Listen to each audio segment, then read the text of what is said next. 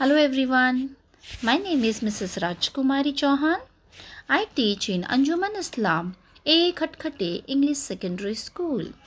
Today I am going to explain you a topic of history, Standard 9, Chapter 8, Industry and Trade. If we see industry and trade both go hand in hand. In this chapter, we are going to gather some information about industry and trade in India in the post-independence period. After India became independent, the Industrial Finance Corporation of India was established in 1948 with the purpose of making available long-term loans to industrial projects. Similarly, the Industrial Development Corporation was established in 1954 in order to bring about greater development in the industrial sector. So simply you can understand that the government has taken a lot of initiative to improve the industrial sector by providing loans to various firms. Now we are going to see some of the important industries which are seen in India. Textile industry. The textile industry forms 14% of the total industrial production. It includes the power loom and the handloom industries. The handloom industries are labor intensive. So here more laborers are being working instead of machines. According to the Textile Committee Act that was in 1963, a textile committee has been established. This committee sets the quality standards for textile manufactured for sale in the internal market as well as for the exporters. Next is silk industry. This industry functions under the Ministry of Textiles. The research about the species of silkworm and mulberry trees is done in Cerebotic Research Laboratory at Bangalore. This industry is primarily in the states of Karnataka, Andhra Pradesh, West Bengal and Jammu and Kashmir. Now it is being spread in states with predominantly tribal populations. Next, we are going to learn about jute industries. India is the top ranking country in jute production. India is a major exporter of jute products. We get cloth, sackcloth and ropes from jute. So simply you can understand that this is also one of the important industries which we find in India. Next, we are going to learn about hand sculpting. This is a labor-intensive craft.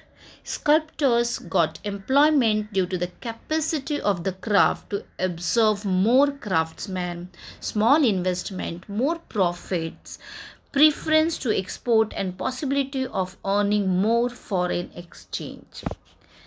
Several cities have market mechanism like we have seen Delhi Haat, which enables the craftsmen from rural and urban areas to get a market for their wares. So we have seen most of the exhibitions which are done for sale purpose of these hand sculptors. Next industries which we are going to learn is automobile industries. So we can simply say that it is an advanced industries which is again very important in today's world. India is one of the major producers of vehicles. Vehicles are exported to 40 countries from India. The automobile industry is called the sunrise sector in India. India's tractor industries is the biggest in the world.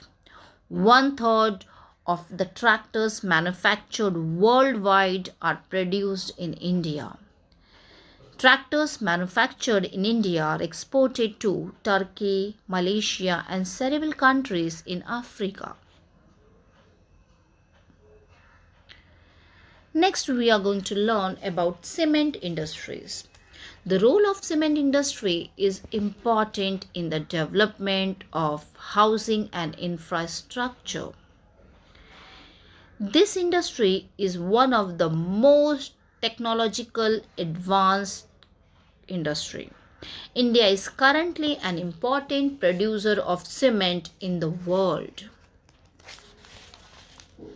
Now next we are going to learn is about leather industries. It is a big industry in India. It is primarily exported oriented. So most of the products are exported from here. Next we have is salt industry. Now salt industry is also one of the important industries we find in India.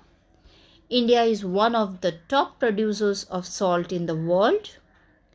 The annual production of salt in India is 200 lakh tons. The production of iodized salt is 60 lakh tons. Then we have bicycle industry. India is a leading producer of bicycle in the world. Bicycles are made in the states of Punjab and Tamil Nadu. The main center of bicycle manufacturing in India is Ludhiana. India exports bicycle to countries like Nigeria, Mexico, Kenya, Uganda and Brazil. Now next we have Khadi and village industries. These are the small cottage industries you can call. The Khadi and village industries commission was established to give impetus to industrial in rural areas. The main objectives behind the establishment of the corporation were to develop the traditional industries, handicrafts, cottage industries, and to encourage industries that use the material and human resources available at the local level and make the villager self-reliant by creating employment to them. Next we have is all about agriculture. So we have seen some of the important industries. Now obviously agriculture is something which is one of the important phase of India, because around 70% people are dependent on agriculture, and we provide most of the raw materials from agriculture to most of the industries. In India, agriculture is practiced using traditional and modern methods. Many agricultural tasks are performed using bullocks. Similarly, machines are being used in different tasks like plowing, sowing to harvesting, threshing, etc. The major occupation in India is agriculture and other tasks based on agriculture. Agriculture and animal husbandry are practiced in villages. Around 70% of Indian society depends upon job related to agriculture and agricultural production. In this industry, the participation of women is equal to that of men. So agriculture is practiced in different seasons in India. So we have seen many varieties of crops growing in India. So this is what we have learned today in part 1 about most of the important industries in India. So as I told you, industries give or generate foreign exchange when we export the things. So obviously it is one of the important aspects for the development of a country. So if I conclude, I can say that industry is one of the important aspects for development, and we have learned about some of the important industries in India. There are many more industries, but the important industries what we have learned is textile industry, silk industry, jute industries, hand sculpture, automobile industries, cement industries, leather industries, salt industry, bicycle, khadi and village industries, and also about agriculture. In the next part, we will be learning about the policy given to them by central government, some of the important resources like forest resource, mineral wealth, fisheries, tourism, and also about import and export and some of the important aspects of trade. So that all we will be seeing in the next part. So that's all for today. I hope you all understood this chapter, which was not you can say tough one. It was very you can say easy, just about the important industries. So that's all for today. I hope you understood the chapter, and thank you so much for listening to me patiently. Thank you.